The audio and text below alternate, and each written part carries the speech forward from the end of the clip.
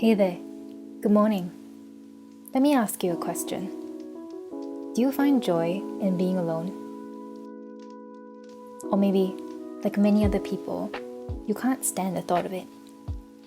I, for one, have definitely had my fair share of discomfort from being by myself, but I'm grateful to say that I think I've truly learned how to love being on my own.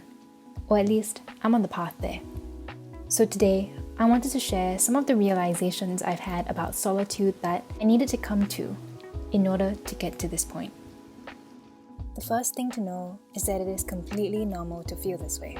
The desire to be around other people is something that I think perhaps all of us can relate to. It is innately human to desire connection, to want to belong to a wider community, and to search for meaning in our relationships. That's the first reason why I think it can be so difficult to truly enjoy being alone. It makes you feel as though you're unwanted or you're unloved, like your presence isn't needed. I experienced it too growing up, all through primary and secondary school or elementary and junior high. I was the kid who got along with most people, but never really belonged to one group of friends. I had friends, but not in that deep best friend kind of way that is glamorized in the media. In fact, I can remember sometimes wondering if people were judging me for sitting alone at recess, or just overall feeling very awkward when I had to find a new partner for a group project when everyone else was pairing up with their closest friends. I used to ask myself, what is it about me that I don't have one clique or one group of friends to belong to? It wasn't until I went to college, especially this past year since I've moved off campus, that I really truly learned how to enjoy being in my own company. But that took a lot of time. It took a lot of time, effort, inner work, and patience with myself. And in this past year, I've realized that my past discomfort around being alone were rooted in two main fears. The first is the classic FOMO, the fear of missing out. The worry that other people are leading better lives or enjoying themselves more or just overall having more fun without me. And this FOMO, as I'm sure a lot of us already know, is exacerbated and made worse by social media, which always shows us the highlight reels of other people's lives that we compare to our behind the scenes. With social media, we're constantly seeing how other people live out their best lives instead of focusing on our own path and our own growth. And the second fear was this idea that I had in my head that being alone was a sign that I didn't belong anywhere, that I didn't have people I could rely on when things got really tough. And this was especially scary for me, a lot more scary than FOMO actually, because I was studying in the US, which is half a way across the world from my family here in Singapore. So how did I get over these fears? Here are the things that I did and some of the mindsets that I adopted that really helped me in this journey. First of all, I think what really helped me get over my fear of missing out was deleting Instagram from my life after the first year of university.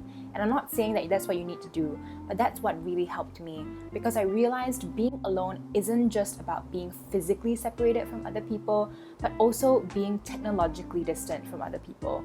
Because as I mentioned, being online surrounds you with other people's voices, opinions, tastes, 24 hours of the day. And it also exposes you to all these other external influences trying to get you to buy things or to learn something new or to be different. All of this external influence makes it difficult for you to distinguish your inner voice from the voices of the world around you. And so getting off social media really helped me just to be, to not have my head crowded with noise from the outside and just get to know myself better. To just lie and stare at the ceiling and ask myself questions like, what do I really want to do? What are my passions, my deal breakers in relationships, my purpose? And over time, as I started getting comfortable sitting in my own thoughts, I started to see being alone as freedom.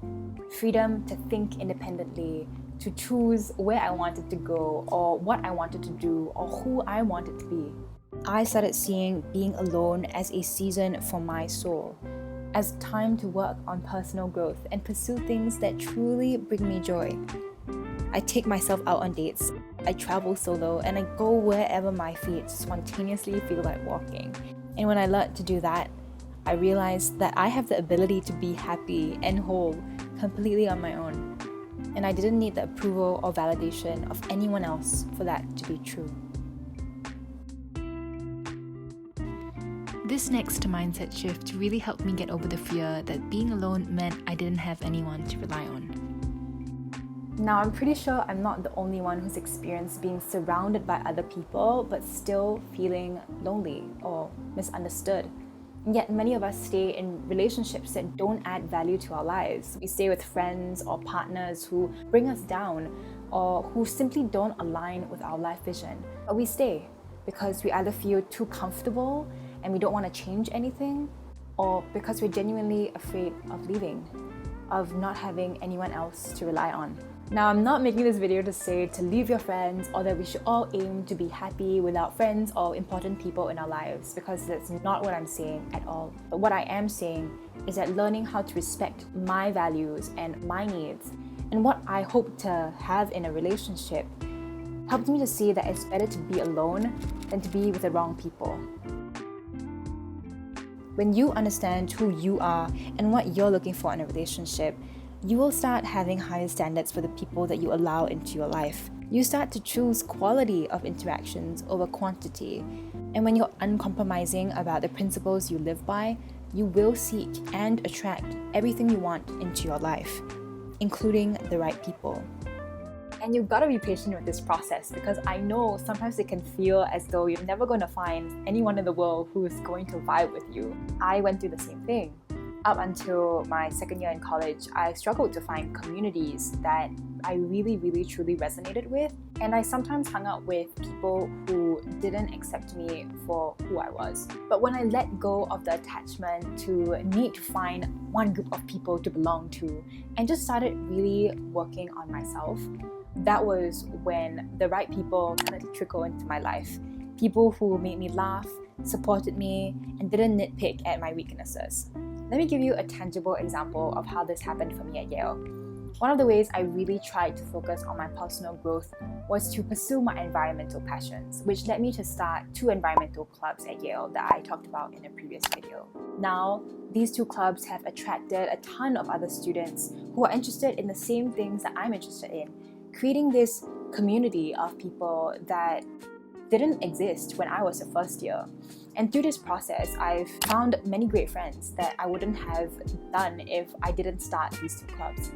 And yes, it may have taken me 2 to 3 years to find these people, but I trusted that the right people would come into my life when the time was right. And that's exactly what happened. And so what I'm trying to say is, being happy being alone is not the same as isolating yourself out from the rest of the world. It's simply being content with being alone until the right group of people come into your life. And something else I wanted to emphasize was that even though I'm very happy with my social circle right now, I'm not dependent on them for happiness. Which is to say, if at any point in our lives we drift apart for reasons outside of my control, I'm completely okay with that, because I can return back to the foundational understanding that I'm perfectly happy being on my own until I wait for the new gems of people to come into my life.